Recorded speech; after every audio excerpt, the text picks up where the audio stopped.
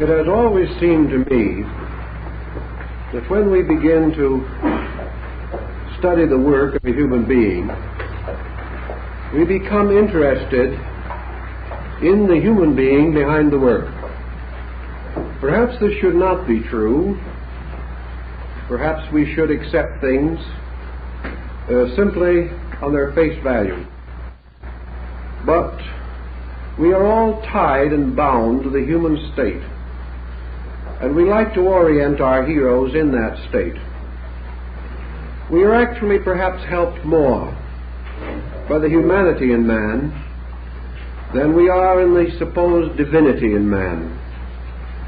The humanity brings us close together, and in the case of General Pike, it reveals to us the happy combination of a scholar and a truly delightful person. A person who had many friends simply because he was friendly, and who had an almost unending sense of humor, even though much of his life was burdened with most serious responsibilities.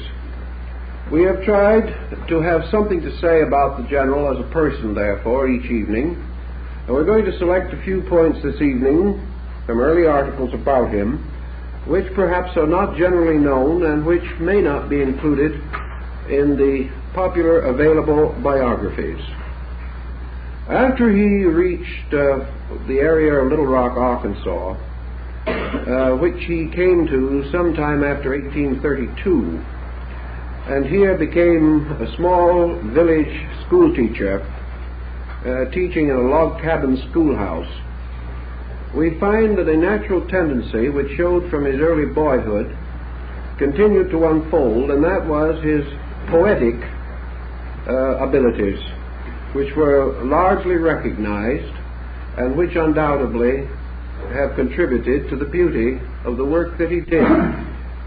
We find, for instance, that while he was teaching school, this biographer notes, again his pen was busy, writing verses for the Little Rock Advocate, as well as political articles, under the pen name Casca, which attracted so much notice that Horace Greeley reprinted them in the New York Tribune. And so shortly after, there was a statewide search in Arkansas to discover who this Casca was, and it finally centered upon this rather amiable, somewhat timid, round-shouldered schoolteacher. And from that time on, his literary fame increased, and he has left quite a rich legacy of good poetry, which will be of interest to one group of persons. Also, Albert Pike was involved in the Mexican War prior to the time of the Civil War, and we find the following notes. In the war with Mexico, Pike won fame for his valor at the field of Buena Vista, and enshrined the story of this occasion in one of his poems.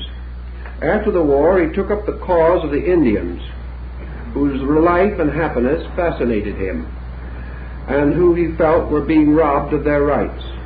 He carried their cause to the Supreme Court, to whose bar he was admitted in 1849, together with Abraham Lincoln and Hannibal Hamlin.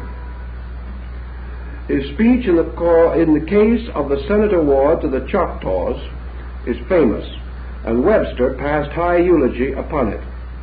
Judged by any test, Pike was a great orator, uniting learning with practical acumen, grace with power, and that imperious magnetism which only a genius can command.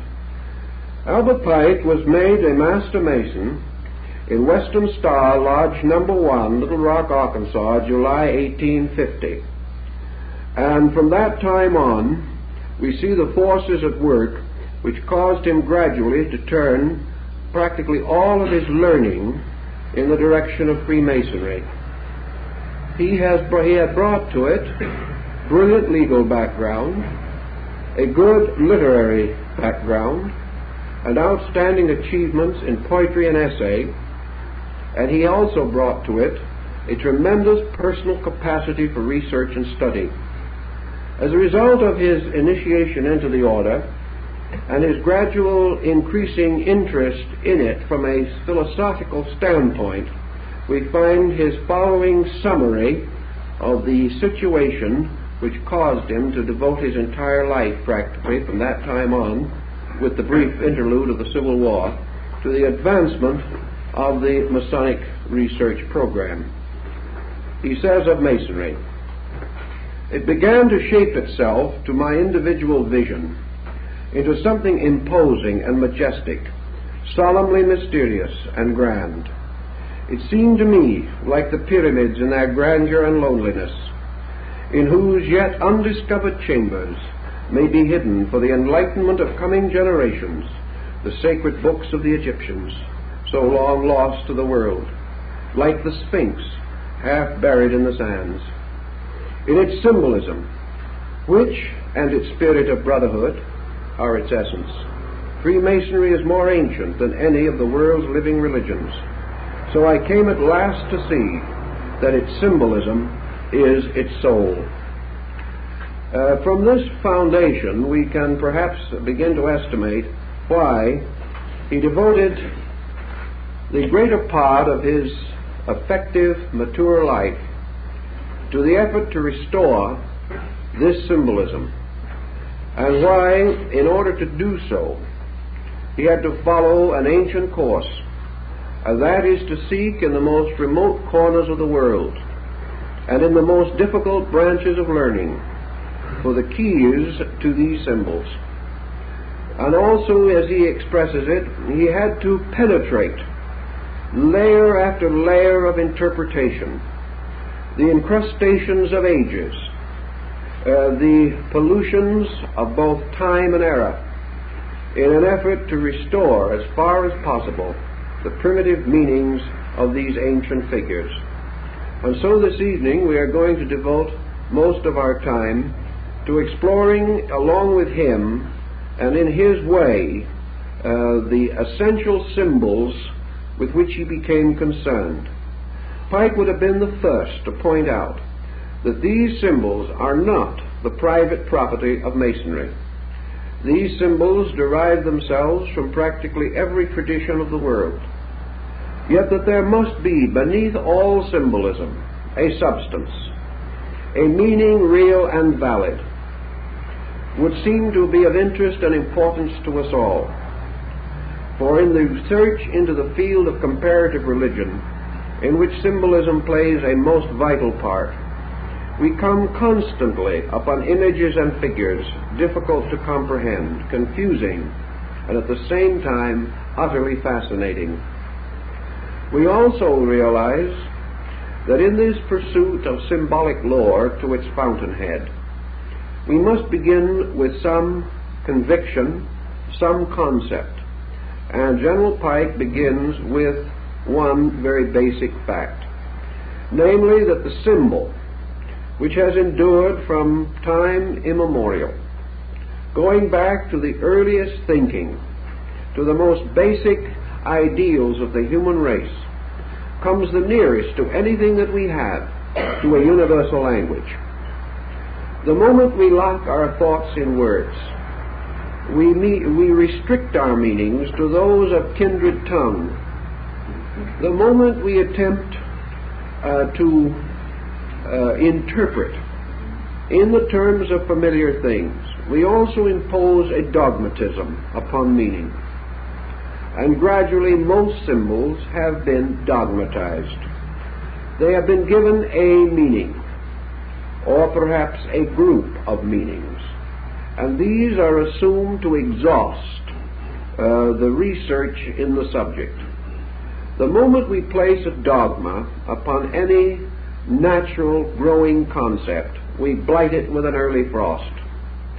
We create a pattern of acceptances, a mere lip acceptance of terms and words and patterns, presumably exhausted by those who have gone before us.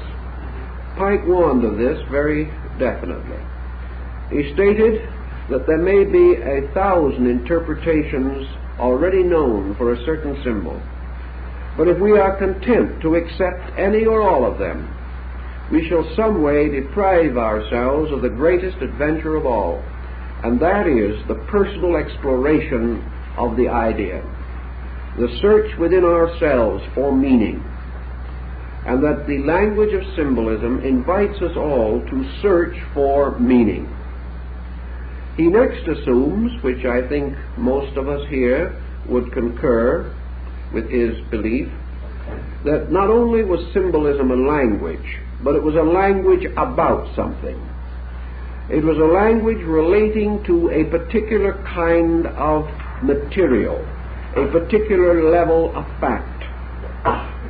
And the reason that this fact has remained expressed only in symbolism for thousands of years is due to one circumstance, in itself also undeniable.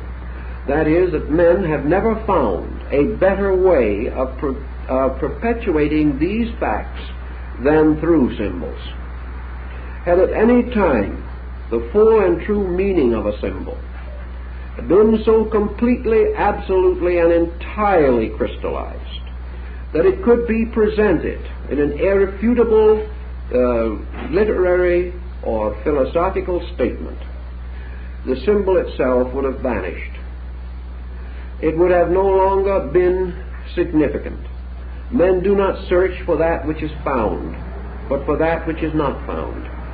The individual, therefore, is entitled to assume that the language of symbolism relates to something about which there is no common knowledge, about which there is no other adequate instrument for the perpetuation of certain ideas. What type of material would be, therefore, most likely to be locked in an enigma, to be concealed behind some form, shadow, or semblance not identical with its own structure or nature?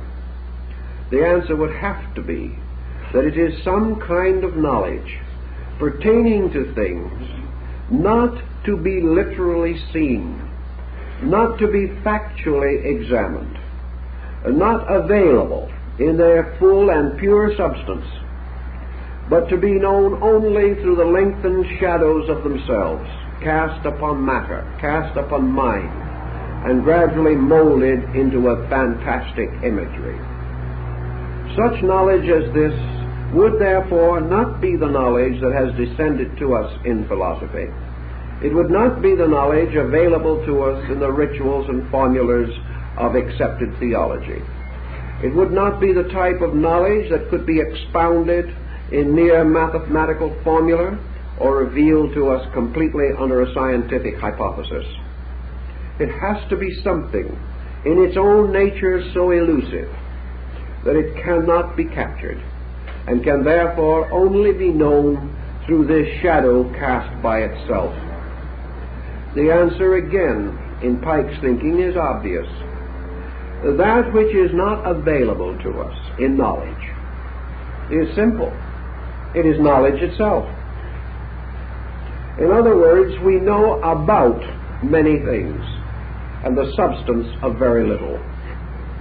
We have learned opinions on innumerable problems, conditions, circumstances, but this essential knowing, which might cause the individual with the full realization of the meaning of his words to say, "This I know," this level of knowing is exceedingly scarce. And where it exists, it relates mostly to secondary things. We know that the sun appears to rise. We know the length of days and of hours. We know certain laws of architecture. We know certain ways of analyzing the chemical constitutions of things. By mathematical formula, we can split an atom. But by mathematical formula, we do not know what an atom is. The true and essential knowledge, therefore, is not in its pure substance ever available to man in a natural state. If it comes to him, how does he receive it? He must receive it by revelation, by vision, by intuition, by insight. He must in some way gain it through an experience which he cannot share with others. He may attempt to share, but the moment a knowing passes from him to another, that which comes to him as knowing is accepted by that other as an acceptance, as an opinion, as an interpretation, or as a belief. Therefore, that which we communicate can be believed by others, but that which we communicate can only be known to ourselves. There is this mysterious interval between self and others. And while our own insight may convince us of the inevitable truth of a thing, we also come upon another dilemma. The insight of others give to them different interpretations of the same thing. Therefore, to say I know is not only an indication of penetration, but it is also a completely individual project. The individual can know for himself. He may know that which is necessary to himself. But this knowing, he cannot say, will be identical with the knowing of any other person. He may like to affirm the philosophical concept that if persons come to the same level of insight, they will attain to the same substance of knowing. But as each person is different, it has become exceedingly difficult to assume or to discover even the levels of insight upon which a number of persons may function. The only levels we have available to us are levels of interpretation, levels of believing, and levels of acceptances. Thus, according to General Pike, it would seem obvious that a symbolism which is extended around the world and it descended throughout time to be valid, to be worthy of perpetuation, to hold as it has the admiration of the most learned and the most informed and enlightened of mortals, that this symbolism must deal with these things about which man cannot come to external factual knowledge. These symbols must therefore relate not to effects but to causes, not to consequences as we see them, but substances as they exist in the nature of being. He is strengthened in this concept by another point, namely, that the great wealth of symbolism has grown up around sacred matters.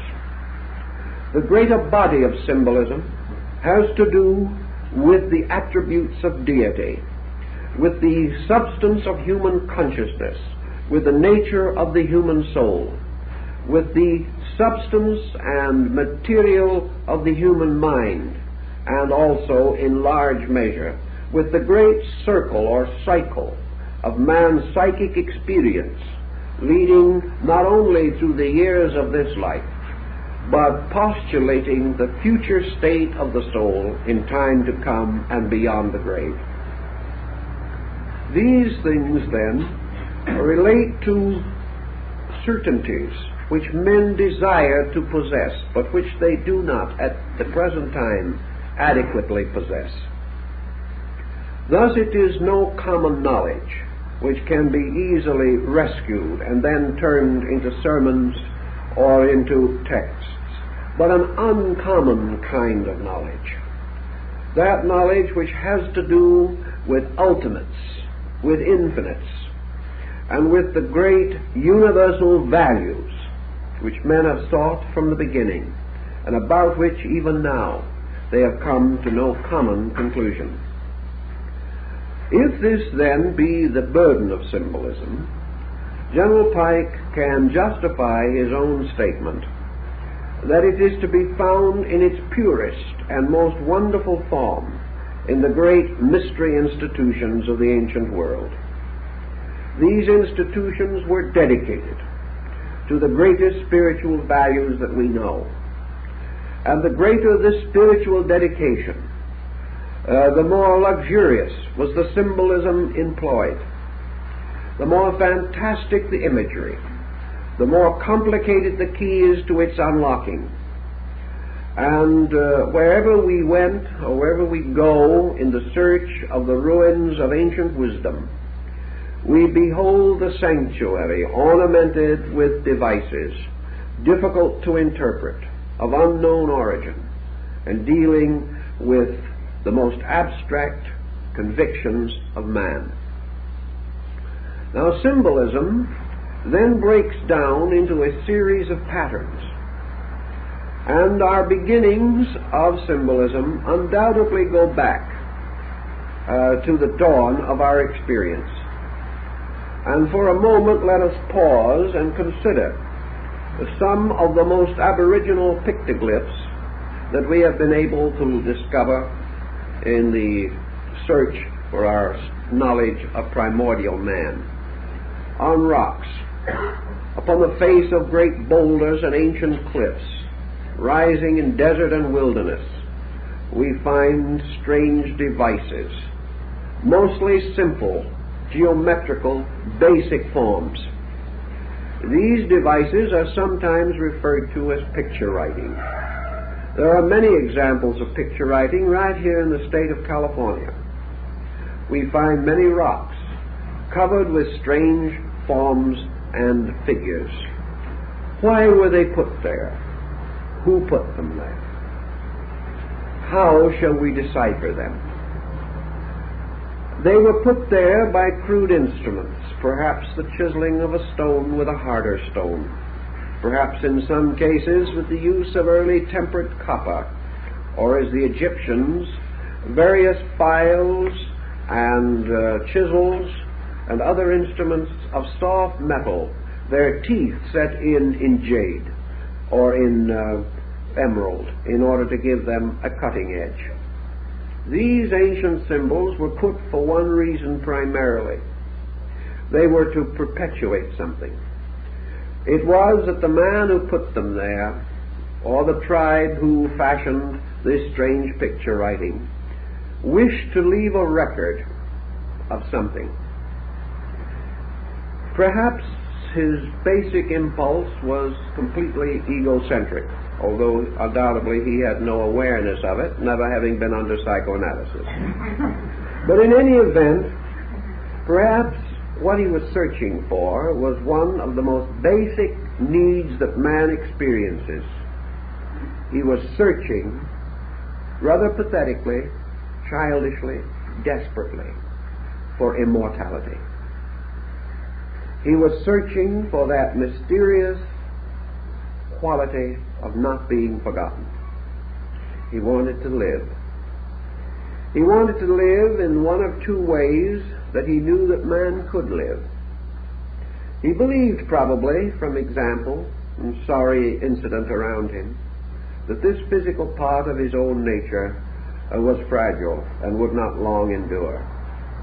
But there was another part of it, his dream, his hope, the great and wonderful deeds that he had done, his claim to be remembered, his claim to make a contribution to those who came after him, his claim that those who followed would remember the hunt and the forest and the day when he had slain the great mammoth.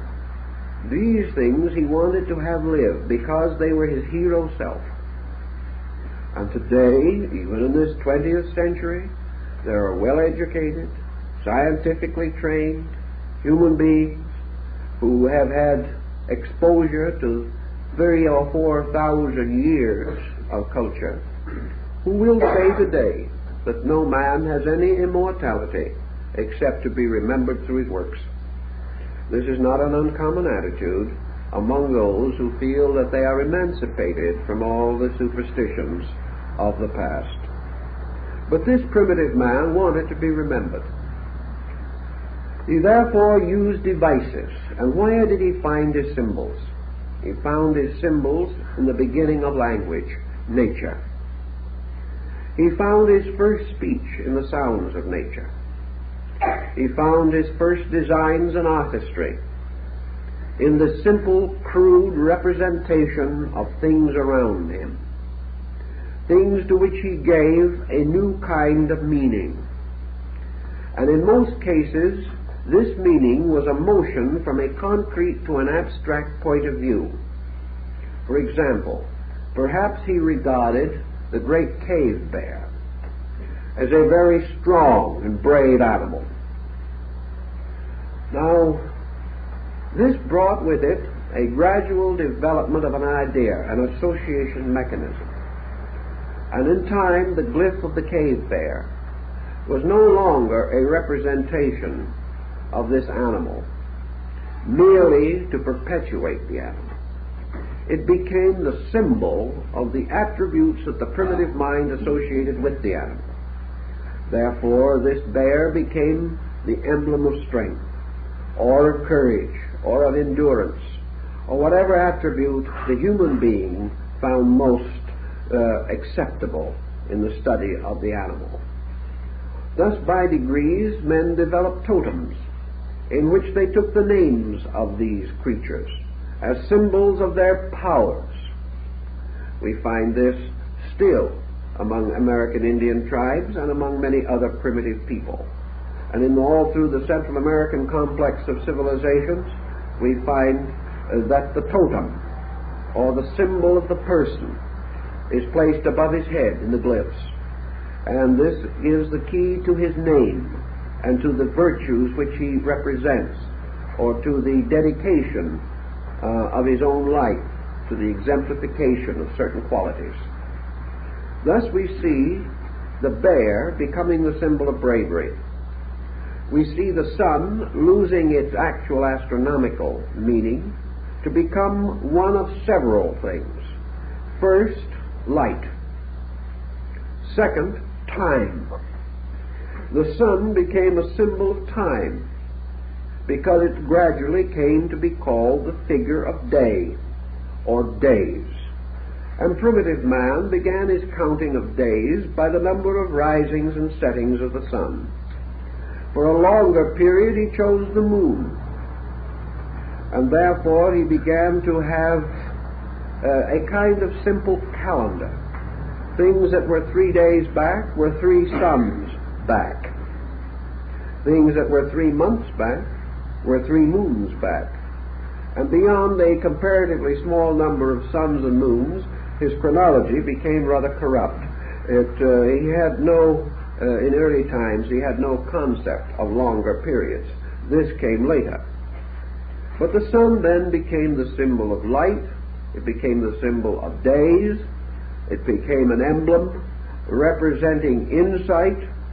It became a sign of blessedness or of good. It gradually unfolded into a sign of wisdom because it was opposed to the darkness of night, which was ignorance. It became associated with integration and orientation as opposed to the chaos of night. And by degrees then, each of these natural objects gained a more or less abstract meaning, a meaning which carried it into a world of invisible values. A brave animal can be seen, or a brave man, but bravery as a fact is not visible, except by some action by which it is personified, or some condition which exemplifies it. So the moment man began to think of qualities as apart from physical objects themselves, he had to go into symbolism. He also found various problems arising in the development of his word structures, where he discovered early in life that the most difficult concept to express in some visible form capable of being perpetuated is motion. It is very difficult to indicate motion on an immovable surface. He could not make a glyph that would fly off the surface and therefore be true to motion. He had to create the concept of motion without the object itself moving. One of his earliest experiences in this, as we see by studying the pictoglyphs, is the use of a series of footprints. These footprints indicate a journey. They may also indicate that their beginning and termination, the locations involved. Locations at that time being so crude and rude we cannot rediscover them even from the glyphs. But this long string of footprints was not entirely a happy thing. He could try to create the concept of motion through representing his animals and other creatures, as in the ancient caves of France, in motion. But a bison in motion is not really a very happy substitute for a necessary abstract verb. It is not very solutional. Yet he had to have motion.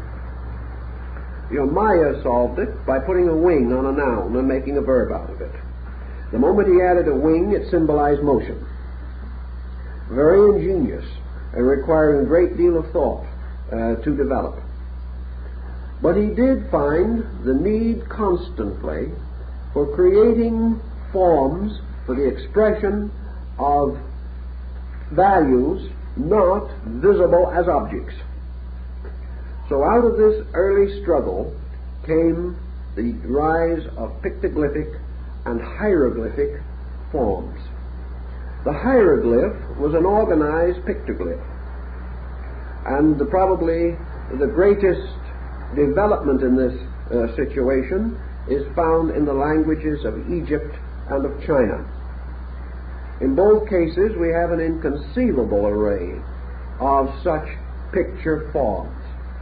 We may also, of course, mention the Maya glyphs, which number over 10,000.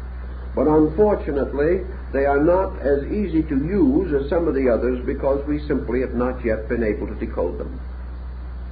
But in the Chinese and in the Egyptian, we are in somewhat better condition. The Egyptian language, although it comes to us in its earliest form in a highly developed state, still shows that it was the inevitable evolution of the rough and crude cuttings upon the walls of cliffs and rocks. It is a gradual refinement. But the Egyptians began to discover means of making their symbols more valuable, making them more useful. They gradually came to identify, out of all of their animal pictures and their various symbolic devices, for each of which they had a name, they gradually developed a sound equivalent. This was frequently derived simply from the beginning of the name of the object. And an object like, for instance, arm, representing the human arm, suggested to them the possibility of the R sound as well as the complete name. This R sound could be combined with other sounds. Among the Aztecs it was done more simply. They took two creatures, for instance, they wanted to make a word out of two names. So they would take the name for tiger and the name for snake. They wanted to use the first half of the name for tiger and combine it with the last half of the name of snake. So they made a glyph, the front end a tiger and the back end a snake. And then they proceeded to read it. It gave them, therefore, the possibility of bestowing this glyph as a name upon something. And this is how we read the place names of the old Mexican cities and towns. They placed this glyph in association with a little device called a mound. And when the mound and the place name were put together, it meant a city. If they drove a spear or an atlotl through the mound, it means they had conquered the city. And one by one, these simple devices developed.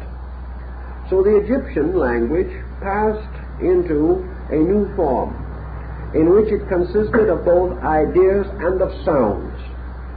This became rather complicated, but it also gave rise to the possibility of the Egyptian attaining a certain written form in which he was able to express sequences of abstract ideas and use for these sequences hieroglyphs which suggested sound arrangements, and by their grouping, compounding names of objects.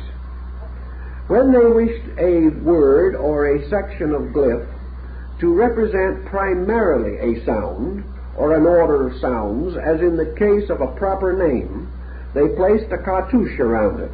That is, they drew a line around the entire thing, saying this is one word, instead of a series of glyphs. So in most of their manuscripts we find picture writing, hieroglyphical development and structure, and then every so often an encircled group of characters signifying that these shall be read together to form a name, or to form a proper word of some nature. This went on until gradually the pictoglyphic form began to fade away, and the symbols were not essentially changed, but passed through a condition of human carelessness.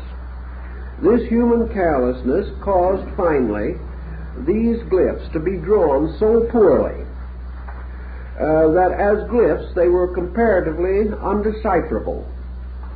The individual taking these pictures simply streamlined them. He created a kind of shorthand out of them, using perhaps only the principal stroke of a particular glyph, the one stroke which distinguished it from all other glyphs. And he found that by degrees he could speed up the process of writing, and the hieroglyphical form about the beginning of the Christian era began to drift into the hieratic form, which consists of the loss of the symbol in a conventionalized letter. As this proceeded more rapidly, the advantage of the picture glyph as a means of identifying objects gradually ceased, and the entire process moved into an alphabetic form, with words spelled out to form new dimensions for the concepts to be perpetuated. This also followed definitely in connection with the Chinese method of writing. We find that the original glyphs were very often very close to the object represented. Their little pitched roof character, which is essentially a roof, originally meant a covering, consisting of two lines drawn this way, just like the sides of a roof. Well, that was a covering originally. It finally became very much more involved. The oldest Chinese glyph for a horse, for example, has 4 small dashes under it to represent the horse's feet. It was pretty literal. And among other languages, it is true that the Chinese perhaps has changed less than most others. Now, the Chinese have a symbol for tree, a very simple glyph. Now, they were also concerned with what we might term the plural forms, and how were they going to handle that? If they were somewhere and they found another tree, and they wanted to have 2 trees clearly indicated, they followed the line of greatest expediency. They made 2 trees side by side, and that was exactly what it meant, 2 trees. But this didn't end the problem, because it could get worse. Another man decided that he wanted to say that he had just been in the forest. Now this presented a more or less complicated situation. You couldn't keep on drawing trees all over the page. So the happy idea of the simple plural came into existence. Above 2 trees must be many trees. So they put a 3rd figure of a tree, and the result was forest. Above 2 means forest. A very simple device. And in this way, they had no difficulty in ultimately indicating their meaning. They had many different symbols. When they made the sign of a roof, they then placed a symbol of fire beneath the roof, and a fire under a roof is a home, a place where you live. Another simple problem is that they anciently used for conveyance a kind of a cart. And if you look down on this cart from above, you saw the axle running through the 2 wheels. You saw the flat, straight edges of the 2 wheels, and in between a large rectangular mass representing the body of the cart. This particular symbol was reduced to simply mean center, middle. because it represented the middle part, a central axis moving through something. And this became associated with the original name of China, which was the Middle Kingdom. Thus they went on, by degrees, building up a most elaborate group of writings, multiplying their strokes, increasing their skill and knowledge, until finally they produced a language so flexible that almost any idea which man can express can be rather adequately presented.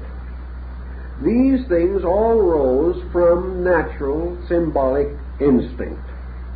The effort to use simple things to express or explain difficult things.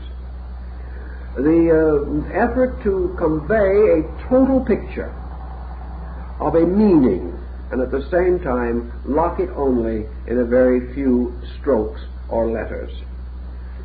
To do this also, of course, created a kind of association. The individual who knew approximately the meaning to be intended got the complete impact of it, perhaps even more completely than we do with words today. They got the feeling of what was intended. They got a simple and direct relationship. They were not so far removed into polysyllabic forms as we are. And they did not have to rush to the dictionary the way we do, because they had a very quick grasp of the symbolic idea. Now, these are primitive things, but they point the way along which General Pike was exploring. And it comes then to the next important conclusion which he reached, namely that nearly all symbols arise from nature. A symbol is a form, and it must be derived from a form. We cannot have a symbol, a picture of anything, unless that picture is derived from something within our world of experience. Therefore, the picture must be the result of man's own eyes. He may add to the eyes certain reasoning powers, but he must first use the eyes. He cannot conceive of a form which does not exist, nor can he make a picture involving a pattern which has no similitude in life or nature. Thus he was forced to derive his language from his world and from the world of circumstances. Pike, however, points out what several other authors have also noted, namely that the selection of these forms and the investigation in the effort to discover appropriate forms for ideas forced primitive man to a most dramatic conclusion, namely that all forms around him in nature are themselves symbols. That a tree is a symbol. A tree is not merely a symbol for man to use. Man is simply taking a more ancient natural symbol and reusing it. The fact that the tree is itself visible to his eyes is enough to prove that this tree is a visible extension of something not visible. Therefore, man can see the tree as it grows, but he cannot see the principle of tree. He cannot immediately apperceive tree as reality. He cannot know the life behind the tree, except by watching the operations of this life as these operations cause the tree to grow, or to in some way modify the various visible values which it exhibits. Thus nature is itself one vast symbol, one inconceivable relationship of forms, all bearing witness to that which is not form. A number of particulars bearing witness to invisible principles that lie behind all the concept of particular. Thus the authority of symbolism lies not in man's need for an expressing medium. The authority lies in the divine way of working. The universe itself, moving into manifestation, moves by projecting its own powers through forms, and these forms are symbols of these powers, mathematically, geometrically crystallizing around waves or rays or rates of energy, so that everything that exists is in some way a witness, an evidence, a kind of emblem, standing for a principle, itself invisible. That this principle may be spirit, may be soul, may be mind, may be God, makes the symbolism only the more significant. For here we are confronted with the visible testimony of facts unseen, a kind of covenant by which man stands forever in the presence of his own greatest source of instruction. Thus, as Pike points out, the universe is a great university of symbols, a tremendous school of emblems and devices, through the contemplation of which man comes finally to understand himself, his world, and his Creator. Thus, symbolism involves us almost immediately in a series of great abstract values. And the fact of symbol is the first great link that man has with a world of spiritual forces operating behind the visible appearances of life. So the fact of symbol becomes the validity of symbolism. It becomes the proof of the meaningfulness of the entire concept. Man creating symbols, therefore, derives them by bestowing upon forms and likenesses already existing and already having meaning, other meanings according to his own qualified understanding.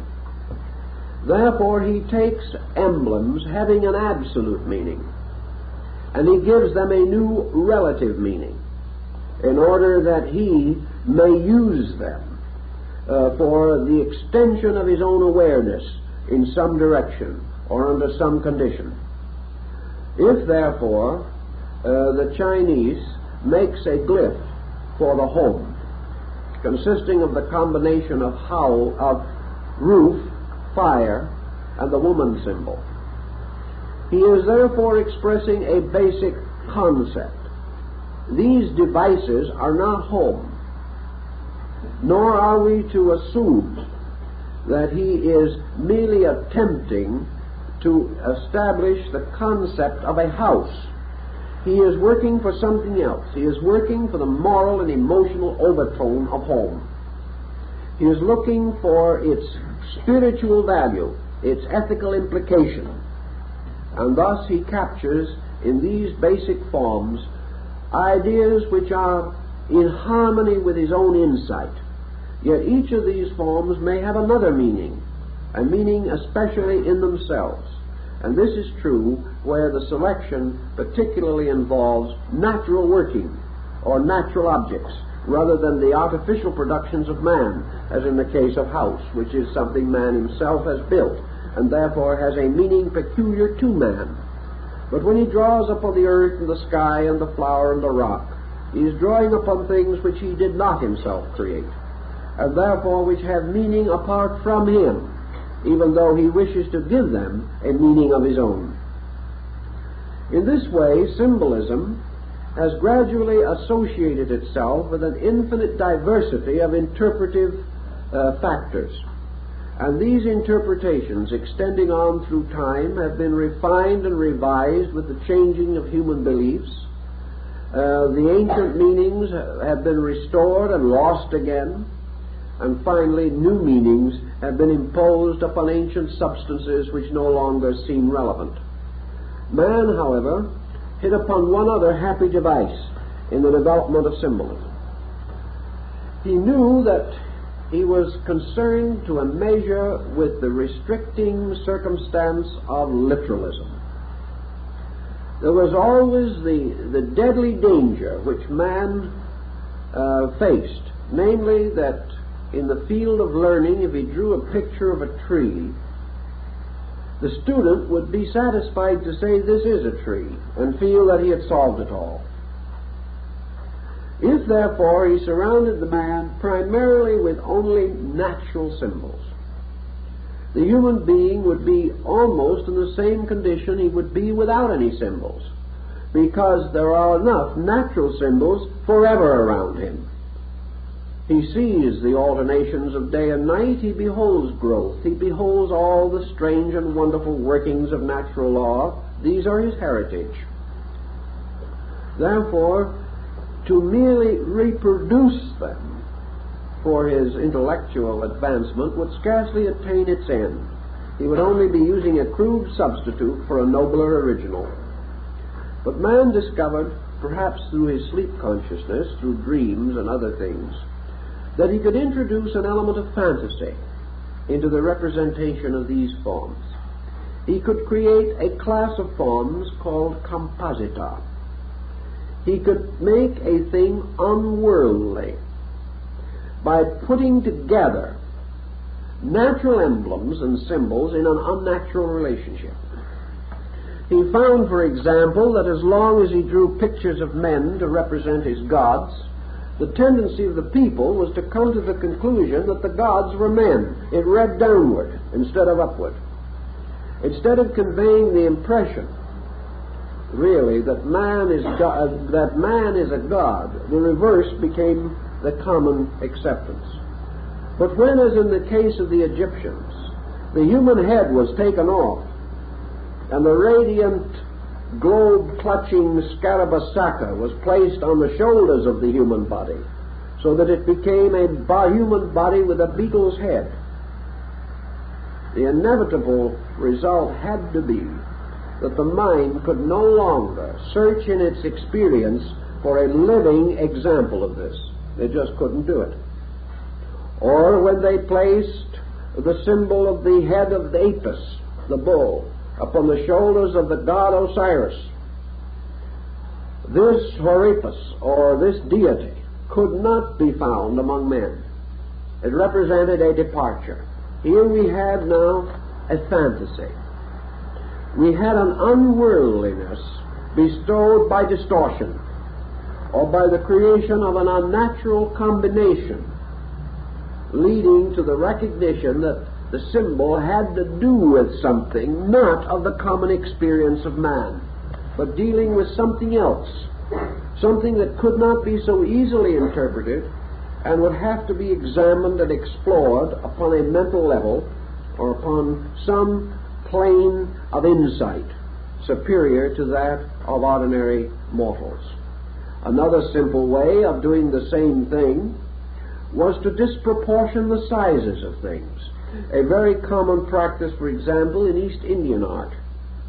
Here a great sage, teacher, or one of the deities is represented as a colossal figure, and the human disciple or student as a very small figure kneeling at its feet. The great figure thus became a symbol of unworldliness, a giantism, which elevated it beyond the common experience of man. Such perhaps was the tremendous subtle influence of the Olympian Zeus, this monumental structure, this tremendous figure, or the great standing figure of Helios, the god of the sun, that stood at the gates of Rhodes and has been preserved for us under the name of the Colossus of Rhodes. But by great disproportion, by great enlargement, an unworldliness was also created. Began the refinement of things, so as to create an unworldliness. Might mean a creation of so sensitive, so truly and completely beautiful a thing, that no equivalent could be found among men for it. Thus sublimity was used as a means of exaggeration.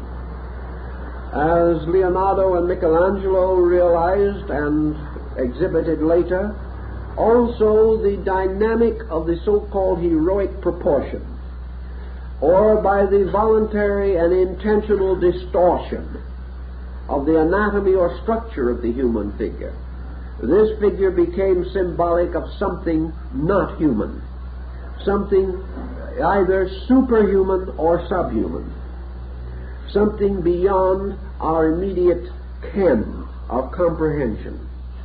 A great study was made, for example, of the familiar figure of Michelangelo's Moses. And it has been pointed out that if this figure should stand up, it would be the most disproportioned piece of art perhaps produced by a classical master.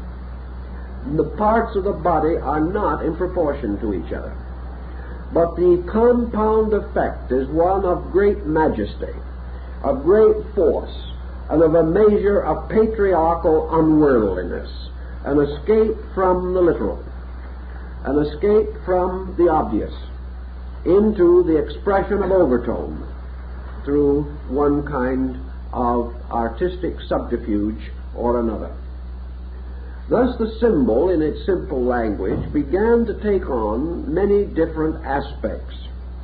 Particularly, early man was interested in disentangling it from literalism and trying to use these familiar objects in a manner which would not convey merely a trite and familiar meaning. The symbol also gave rise to many other devices. It gave rise to emblems. And emblems, as pointed out by Quarles in his work on emblems, were really originally moral pictures. An emblem was a moral representation, gradually becoming more and more stylized until it became a device, became a kind of reminder of quality rather than an actual picture of it. During the 17th century in Europe, there was a great number of emblem writers.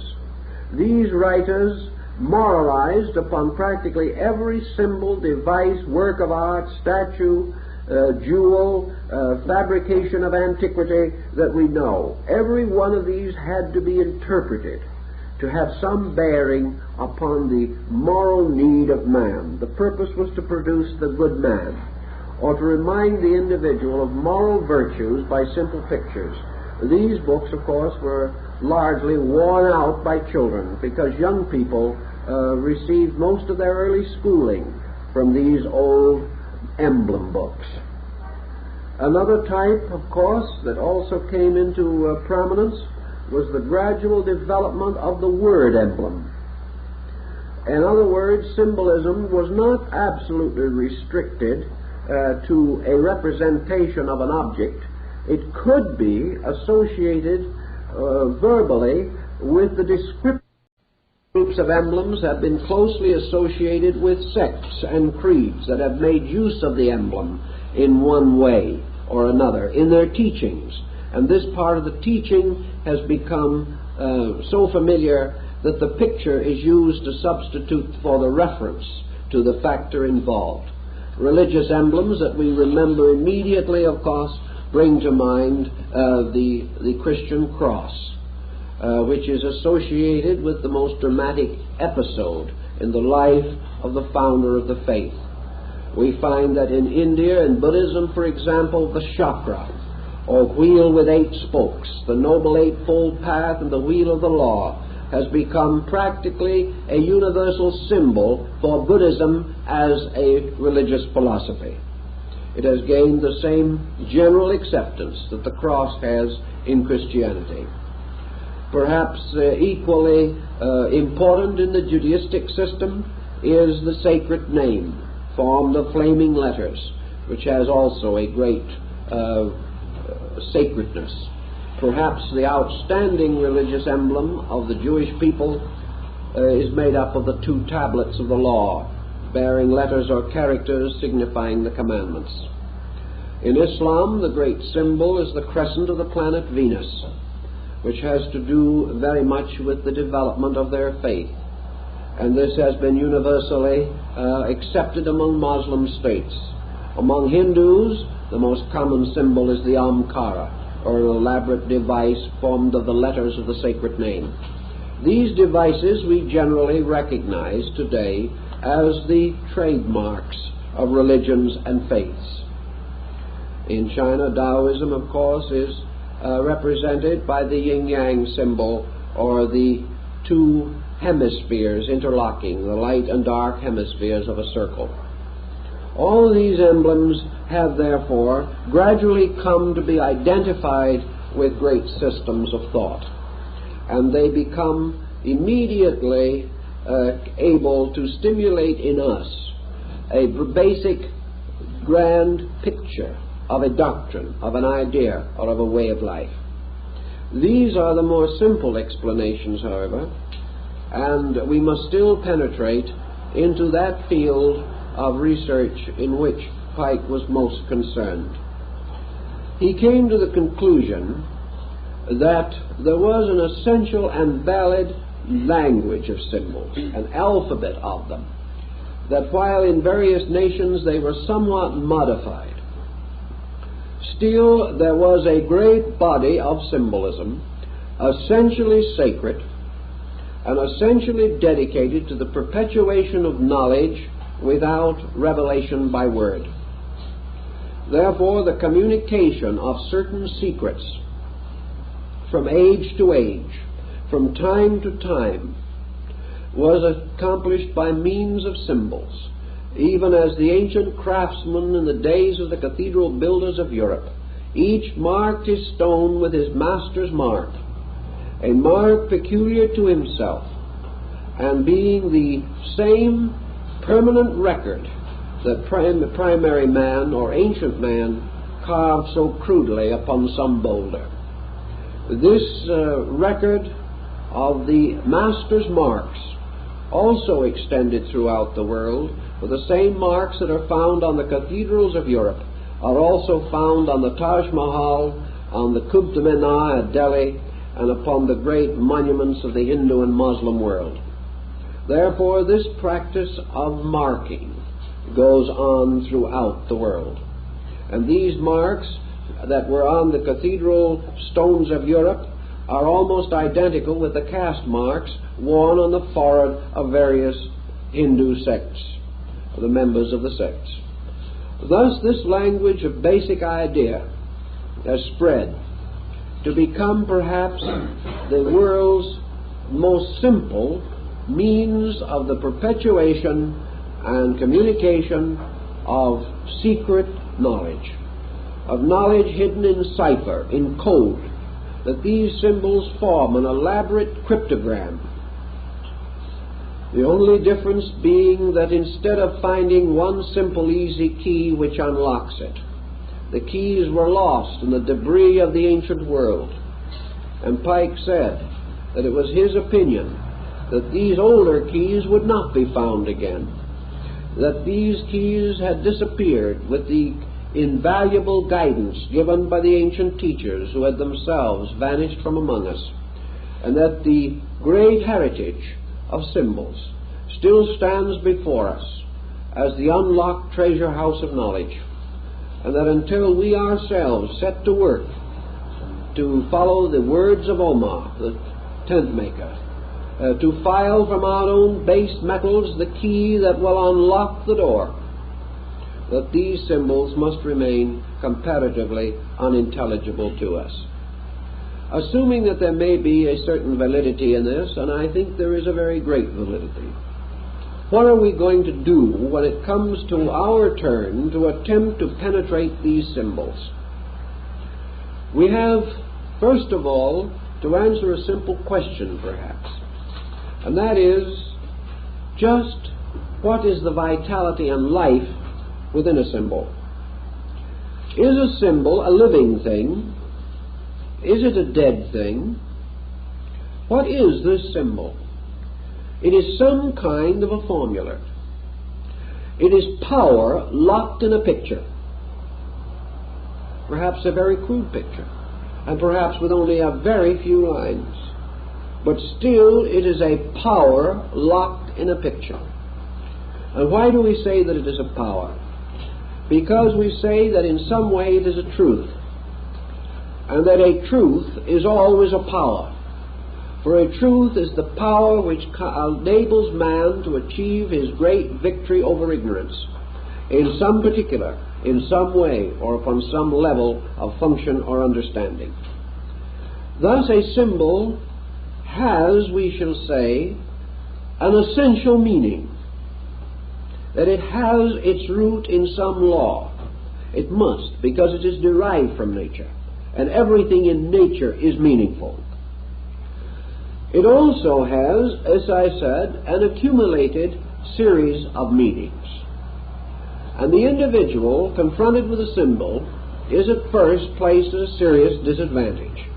We will imagine that for some reason and in some way you have wandered into the ruin of some ancient Egyptian temple, and there, half buried in the sand, among the wreckage of time, you see graved upon the wall of that room, in strange, deep cuttings of abstract artistic merit, a strange and powerful device, a symbol. What the symbol is for the moment is unimportant, because its name is Legion, but that it is an arresting device, we will admit. Perhaps it came down to us from Talamara and the strange, pathetic reformation of Akhenaton over the faiths of Egypt, this strange mystic living in a world of symbols. But whatever it may be, there it is. So what will you do with it?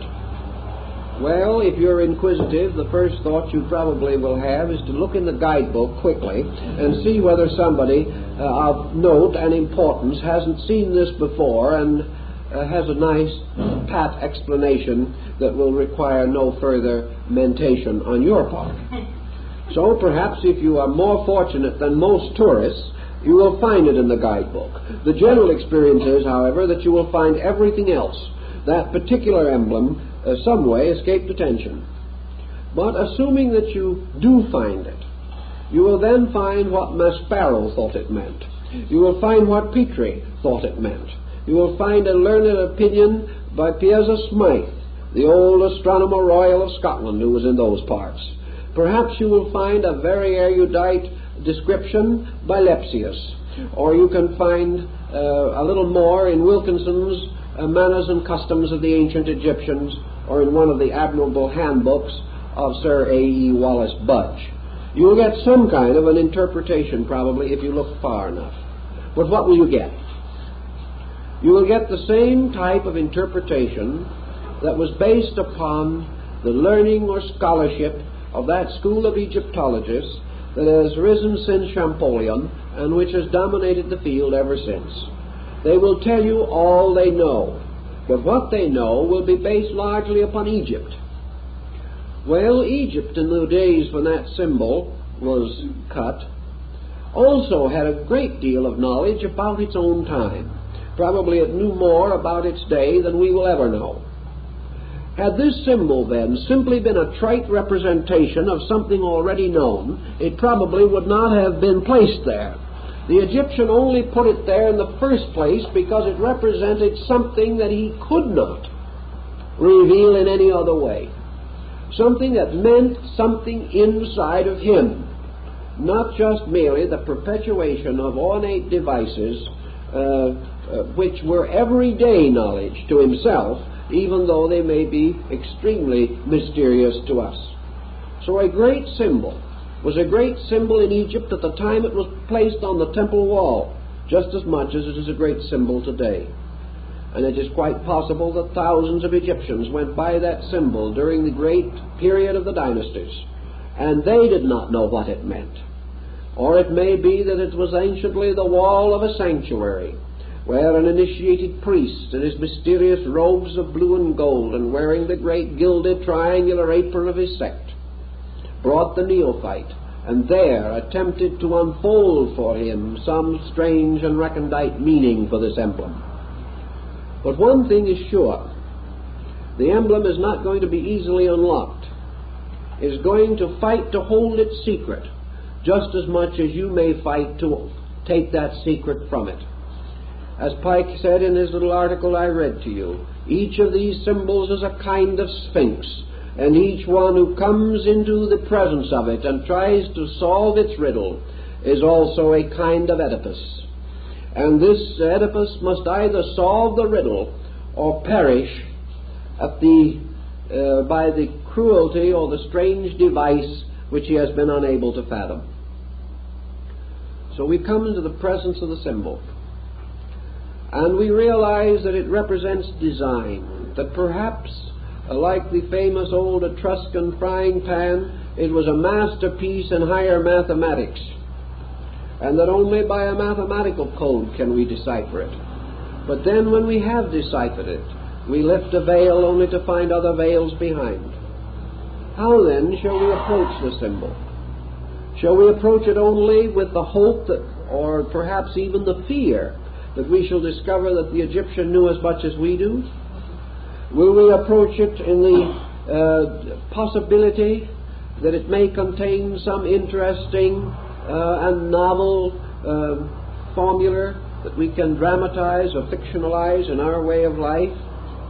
Probably from any one of 100 reasons. If we glance a second time, we will continue to ponder the symbol. What then is our answer? We have some reason to believe that it was put there by someone for a reason and a purpose. That man could know us, or would have any great or powerful interest in our way of life, is rather unthinkable. Man looking at the symbol is not fulfilling it. It is not merely intended to draw out of him the experiences of his century.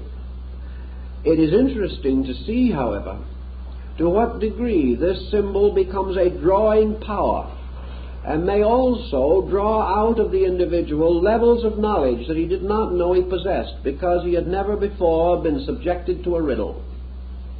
A riddle forces the individual to probe within the recesses of his own knowledge, seeking for something that at least has a bearing on the problem, or a clue, or some association by means of which the unknown becomes intelligible. But even if he does this, and he does it thoroughly and painstakingly, he only arrives at a certain formula of his own, passes on, his place is taken by another man who repeats the process. Each, because of different experience, comes to a somewhat different conclusion, and the symbol is consequently always a mirror, reflecting that which is within the beholder, casting back himself upon himself. But its own inscrutable mystery is still utterly locked. Therefore, this attitude is not entirely satisfactory. So the symbolist, and Pike belongs to that group, points out that in order to break the symbol, in order to actually penetrate it, it is not possible merely to make a photographic reproduction of it in our minds, or to battle out our brains against its strange and fantastic construction. There has to be another way. There has to be something else. And that something else implies the possibility of the individual becoming receptive to the total impact of the symbol itself. Not only to discover what it can mean to him, what it may have meant to the Egyptian, but also what it really means. And this real meaning implies, of course, something else also. That in a moment of inspiration, someone put it there. What this inspiration level was, we cannot know.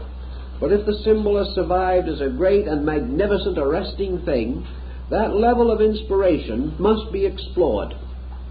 We've got to try to find again the consciousness of the man who put the symbol there.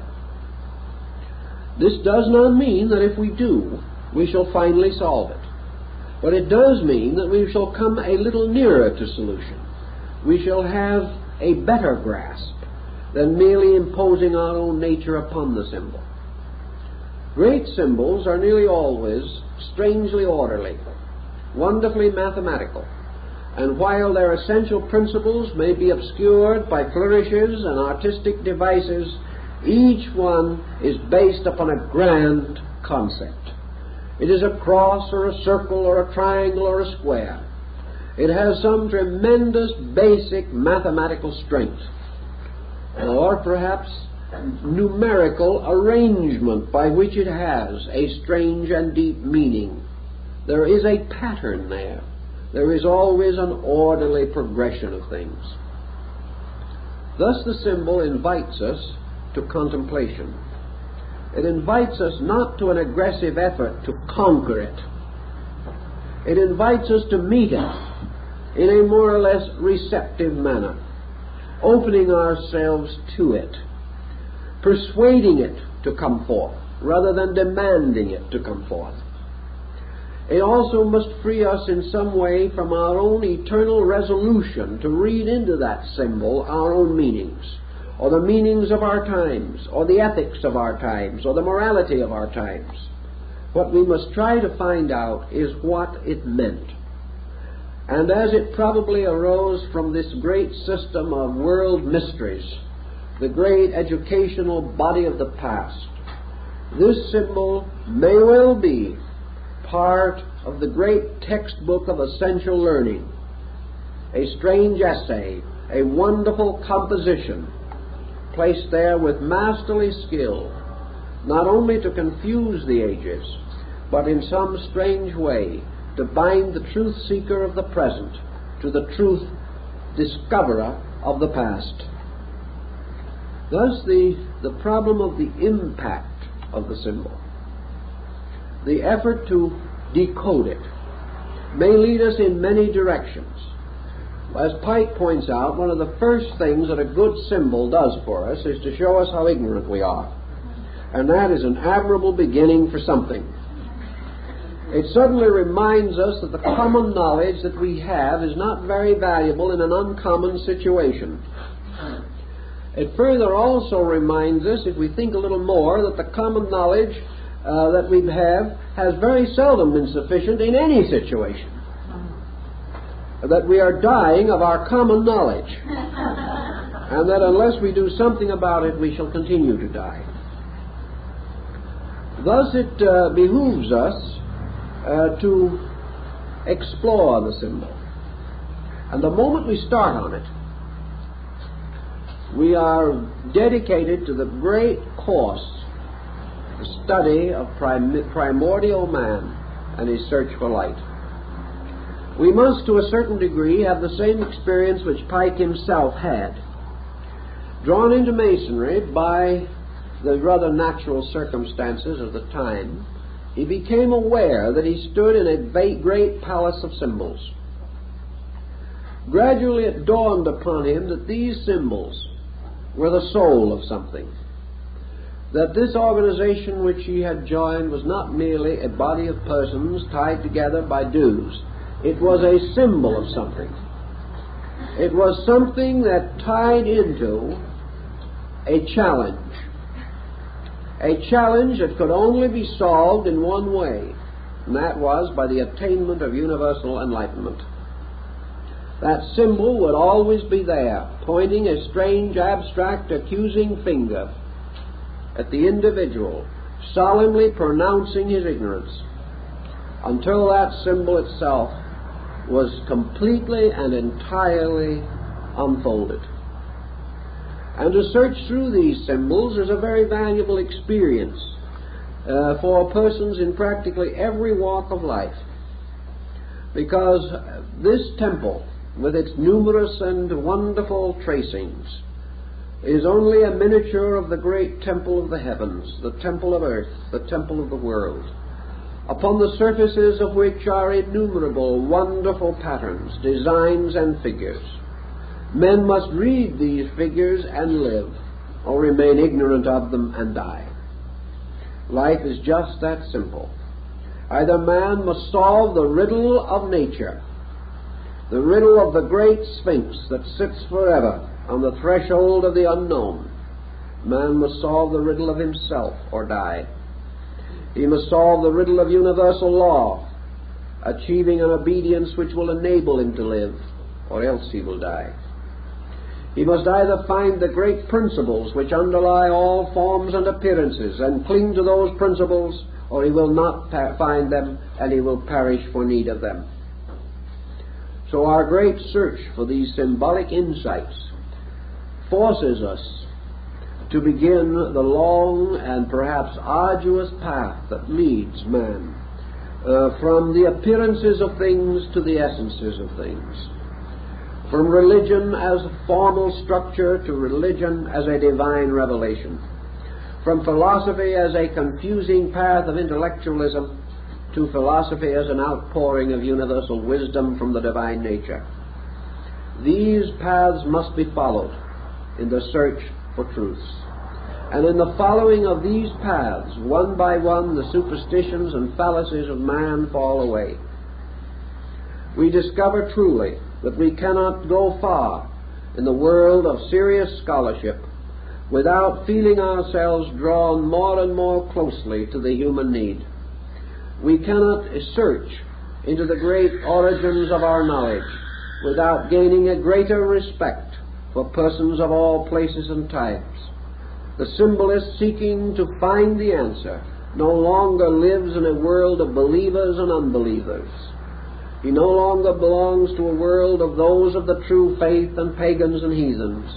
He lives in a world of individuals, each of whom is tracing the symbols of his faith and trying to find at the source of those symbols the certain and sure fact which is the root of faith. Thus universal knowledge gradually opens. And in every field of life we use the symbols of our trades and our professions as ways of discovering the nature and substance of ourselves. Arts and sciences are of very little value if merely accepted for themselves. But if each is represented and recognized as the pronaos of a temple, a gate leading into an inner sanctuary of greater knowing, then even the simplest things that men do become emblems of the deepest things men seek. Thus the body becomes the emblem to the physician, the course of the blood, the structure of the muscles, the arrangements of the bones, the chemistries of function. All of these things are symbols of universal truth. To the architect, the laws of building become the symbols. To the painter, color, form, organization become the symbols. To the musician, sound, notes, keys, scales. All these things become the emblems and symbols of universal knowing.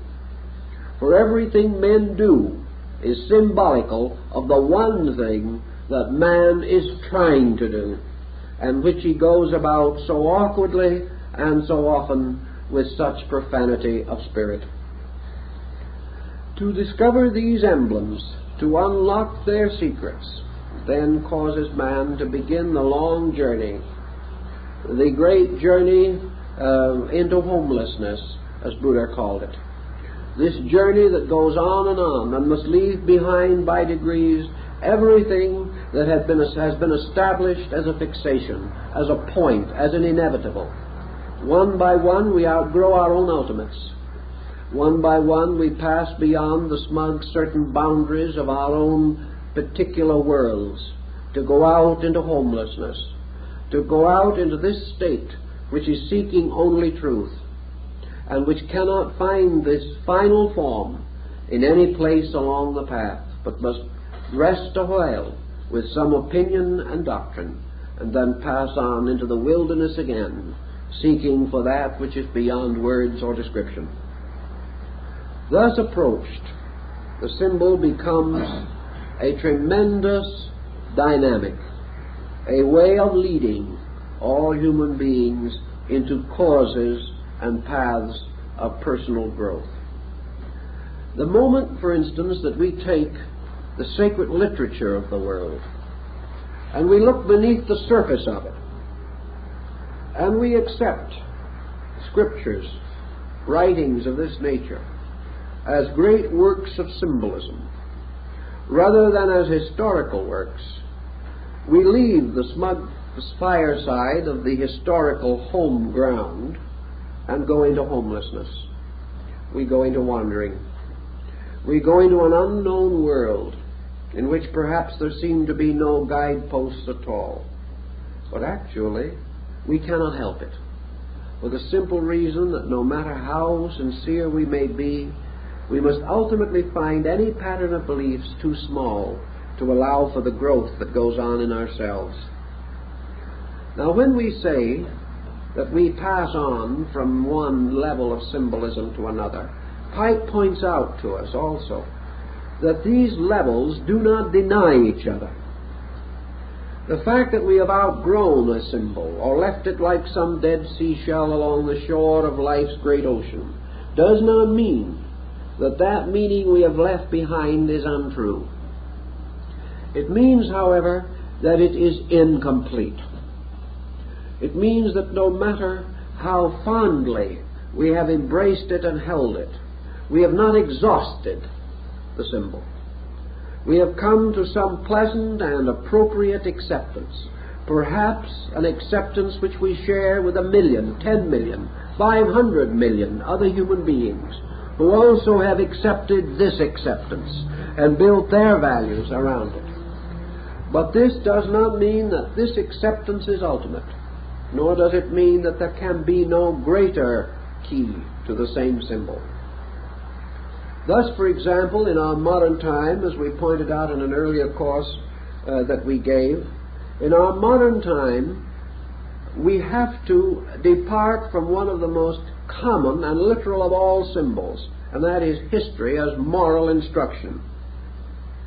We soon discover that the least meaning of a symbol is its history, or the historical event or circumstance with which it is associated.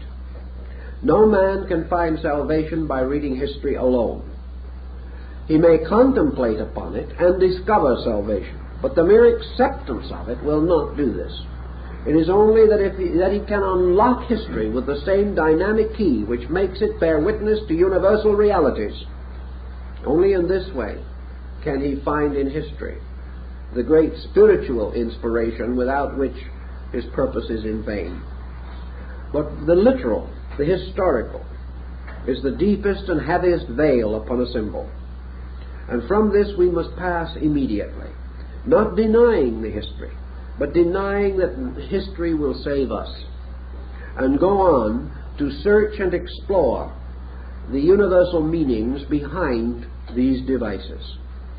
Almost immediately, we do realize that we share symbols, that the triangle, which we use so commonly, I've seen it over the doors of countless churches, this upright, blazing triangle.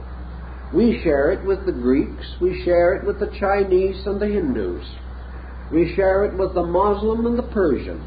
We share this symbol with other people all over the world. Thus, by the fact that we share, comes into light another interesting point. Great philosophical, religious systems of mystical symbolism are in many cases emphases. They are not separate revelations, not religions apart from all other faith. They are man's search for truth, held within a framework of time and place, and subjected to the environmental limitations of race, of nation, of political histories, and many things of that nature. But the principles behind these faiths are unfolded peculiarly according to the need of certain peoples under certain conditions and under certain pressures. It may well happen then that it will require all of these faiths and then more to unlock the meaning of the simplest symbol. It may mean that in one emblem we shall have to go through a dozen faiths in order to begin to perceive the law and principle that underlies it. Now, these faiths in turn may be exhausted, and we may still not come to the very essence of the symbol, because the essence of the symbol, like the peculiar meaning of a dream, is extremely elusive. And as the modern psychologist realizes, these symbols arise from very deep psychic pressures within the collective or folk structure of humanity. But assuming that we have studied, that we have begun to explore these things, along this way of searching, we make many other discoveries. And in the search for essential truth, the byproducts are almost as important as the product itself, because along the way we gain admiration for our fellow men. We gain understanding of their searching. We gain inspiration from the great and beautiful truths that they have discovered. We gain fellowship with them in the simple problems of their living. And we move inevitably from a purely intellectual position to one of the deepest compassion and emotional acceptance of things that perhaps once were strange, difficult, and unknown to us. Thus, one of the great results of an honest search is the discovery of friend, the discovery of brotherhood, the discovery of the right power and purpose of working together for these great ends, which we have none of us yet fully attained. Therefore it is not that one shall lead and others shall follow, but in the search for truth we are all brothers, searching together for that which is beyond us all. Consequently, our small jealousies and our petty prejudices can dissolve when we realize that we all bear approximately the same relationship to the sovereign center of truth, that one does not possess it and is passing it out to others, but that all, possessing parts of it, are searching for all of it, and sharing the parts together advances the search for totality. So we go on in these symbolisms until finally we come to what might, as Pike pointed out, be the greatest key of all. Through learning we advance our course a certain way, but the course itself cannot be completed until the individual himself, who is the truth seeker, recognizes the sovereign importance of so adjusting his own nature and disposition that he is capable of a knowledge beyond his present state. Thus, Pike points out the great systems of disciplines advocated in the Eleusinian, in the Hindu mysteries in China, and in all parts of the world. Namely, that insight, true insight, arises from conduct. That true knowledge is not possible to the ignorant until certain other things have been achieved. Consequently, the search for the symbol, the tremendous invitation of this riddle, the progressing of it along natural and reasonable lines until we are finally frustrated, beholding a great spiral staircase rising as in the wonderful table of Cebes. Then suddenly the realization that we cannot finally come to solution without the total reformation of ourselves. That from our own natures, the eye must be fashioned that can see beyond the horizon of form and place. Thus in the Egyptian rites and in the Greek rites, the seeker after truth had to carry the small lamp of his own attainment when he examined all of these strange cuttings and symbols and pictures and devices. Without the lamp of his own soul, without the light within him, the meaning could never be found. So we come back to the simple concept as taught by Jesus and Buddha and many others, but with a new meaning, a new degree of value, namely that the truth seeker, in order to attain, must place himself under the laws which he seeks to understand. Until he makes this personal consecration or dedication of his own nature, he cannot have the insight necessary to see. So in the great structures which use these symbols originally, discipleship always preceded acceptance into the mysteries. Albert Pike gives us quite a detailed description of the great rituals held at the time of the Eleusinian mysteries in Attica in Greece. These were the state mysteries. They were the mysteries which citizenship in Greece permitted the individual to attend. Those who were born citizens, free-born of Greece, men and women, were permitted to be initiated into the Eleusinian rites. The first or lower rituals were given to all who sought, and any person well born above the age of 12 years was entitled to receive the rituals. He beheld the great symbolic pageantry of this rite, by means of which he gained a more or less total impact of the great Orphic mystery, which was the spiritual root of his culture. Because everything that was Greek art, Greek music, Greek literature, Greek philosophy, and Greek religion arose from this great core of the Orphic revelation. The hymns, the mystical songs of Orpheus, the strange, secret, tender ritual of universal love which lay at the root of all Greek culture. But after the neophyte had taken this lesser ritual, he then had to indicate his future. He had to wait for years before he was eligible to take the greater ritual, for which only certain persons were entitled. He had to earn this. He had to wait for it. And his waiting and his earning was a matter of great expectancy. Some way he knew or sensed or felt that this other experience was a strange, transforming thing, that to pass through the great rite was to be born again. And as surely as he was so twice born, he was given the keys of heaven and the great power over the world and universe in which he lived. But the priests in sober and contrite circle warned him of this important step. They warned him that this ritual, this greater degree, would only be conferred upon him when he had attained certain virtues in his own life.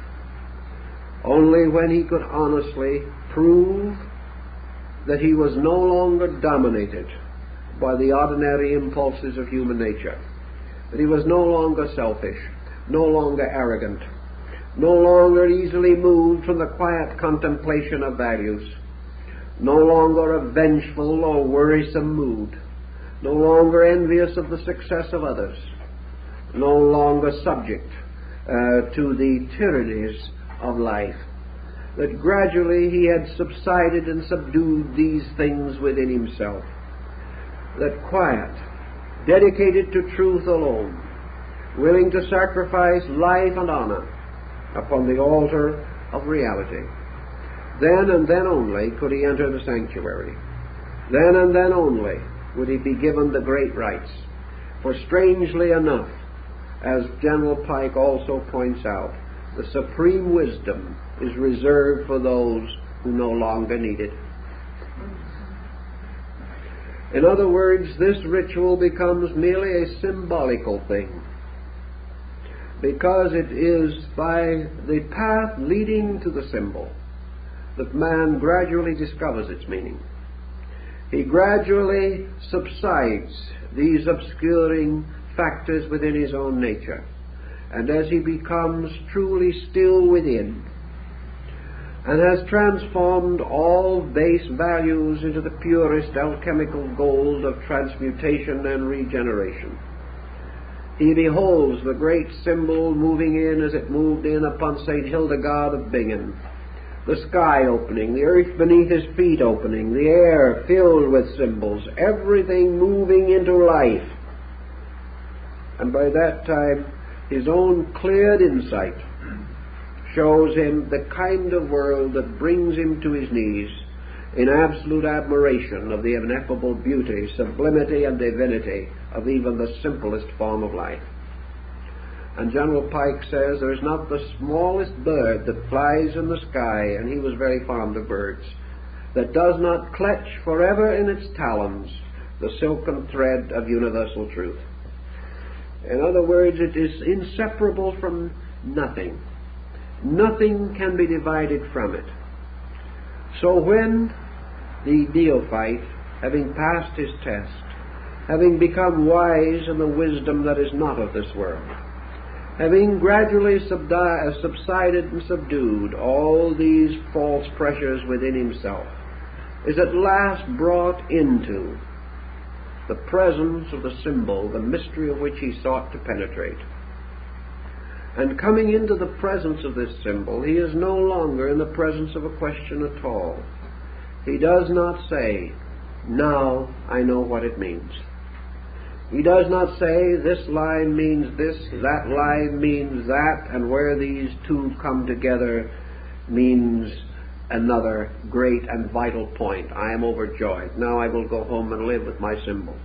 He does not say anything of this nature, because, as the Eleusinian initiate learned, when he comes into the presence of the symbol, like Akhenaton before the great hand-rayed sun disk of the Aton, he looks upon it.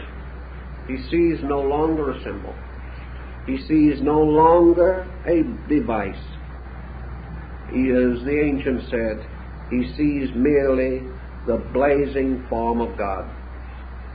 All symbol ends in the fact that that symbol is a veil over the face of God. He is no longer interested in an answer, because the answer blazes into him. He is in the presence of the ineffable. He is in the presence of a thing that has come to life because he has brought himself to life. And he stands thus in the presence of the All-Radiant, and falling on his knees, he does not ask, he worships. And when he has achieved to this point, he has solved the mystery of symbolism. All other things must precede it.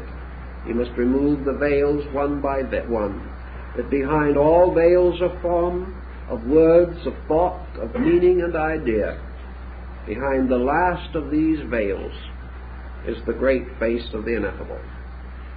And when man takes away the last veil, only God remains. This concept is the meaning of this tremendous, vital search for the significance.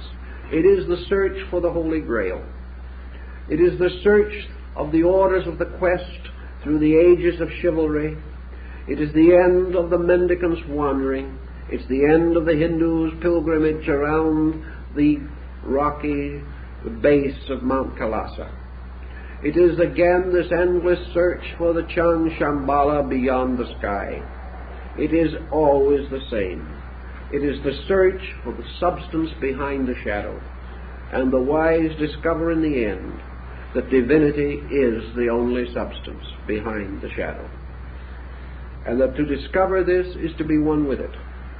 To discover this is to lose the interest we have in the particular, and adore the great gilded structure or golden radiant structure of the universal. This is our way, and each of these symbols is a little thread leading us through a labyrinth like that of Ariadne. And out of this labyrinth we must find our way, or else be killed by the minotaur that guards its deepest parts.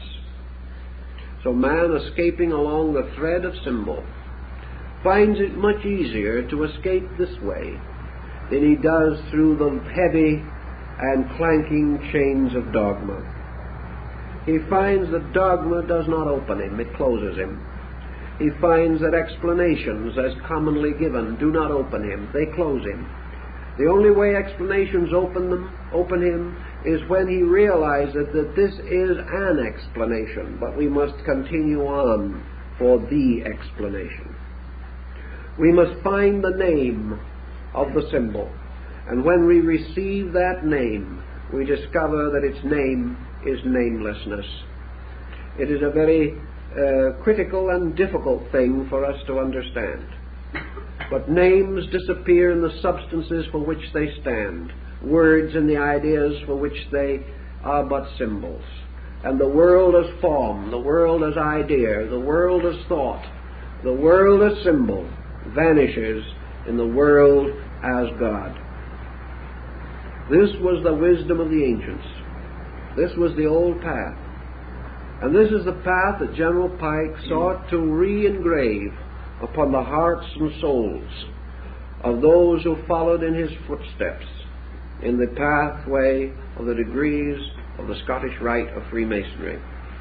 He was seeking to remind them from their various stations and their various places, with their numerous loads, burdens, responsibilities, prejudices, and opinions, that this was the old road, the ancient road of man growing up by piercing pictures and going on to the material value which was behind them. That all these pictures are actually part not of man's knowing truth, but of man's becoming truth. That the end of the symbol is that man himself, as the great symbol, shall unfold. That every symbol invites man to grow from within his own nature, not merely by interpreting it, but by experiencing it. And as his disciplines increase, his vision increases also. Now, one of the simplest of all disciplines is scholarship, because it orders the mind, it makes things regular and reasonable, it usually dedicates the individual to some cause beyond wealth, for most scholars are proverbially poor. It causes the individual to create dedications that become very important to him. And also he gains a certain self-discipline by which he is able to advance further. Thus, through scholarship and through attentiveness, he strengthens resources. But he also comes then to another veil through which scholarship cannot pass. So at the proper time he must cast it down, preserving only to himself the power of self-control which it has given him, and go on into another kind of dimension of experience, in which everything that he has seen from afar comes nearer. Everything which he has seen through a veil darkly, he may contemplate face to face. And this way the symbol strangely draws him on. It is like Goethe's eternal feminine that draws man ever across the great abyss of illusion. The symbol is therefore quite truly the great ornamentation of man's great temple of ethical growth. It is an eternal testimony to his need and an eternal doorway to the fulfillment of that need. Pike would then not be incorrect when he said that the great wealth of a society or an organization lies in its symbols, that these are its locked soul, and that these symbols can not only unlock them themselves, but they can unlock the souls of those who seek to understand, and therefore bridge this strange and incredible interval between appearances and substances. Thus, in the world of symbols, let us be mindful, and let us also recognize the importance of finding that in the end we may say, now I know. And then if we are asked what we know, we must answer, I do not know. This thing that is found as a total experience. It is not a discovery of a particular, but the tremendous impact of a universe opening, blazing its eternal splendor upon our consciousness, and drawing us once more into the solemn and sacred union with that eternal value, that eternal life, that eternal power which is at the root of us. So we open both the innermost and the outermost, and we open the furthermost with the innermost. And as we unfold the utility, the mystery within ourselves, we see its blazing likeness unfolding in the symbol before us. This is the great concentration symbol, the great mandala, which locks the world. At the end of the quest, man coming finally to know, discovers not that he knows, but that he is. And in the attainment of becomingness, all mysteries are solved, all secrets are unveiled, all riddles answered. And these riddles are all concealed within the mystery of the divine mind and the divine spirit. And the symbol is the path that leads through itself to that which is beyond human comprehension. I think that is a fair statement of General Pike's opinion, and I think it is very well worthy of our thought and consideration. And we will continue our study of his work next week.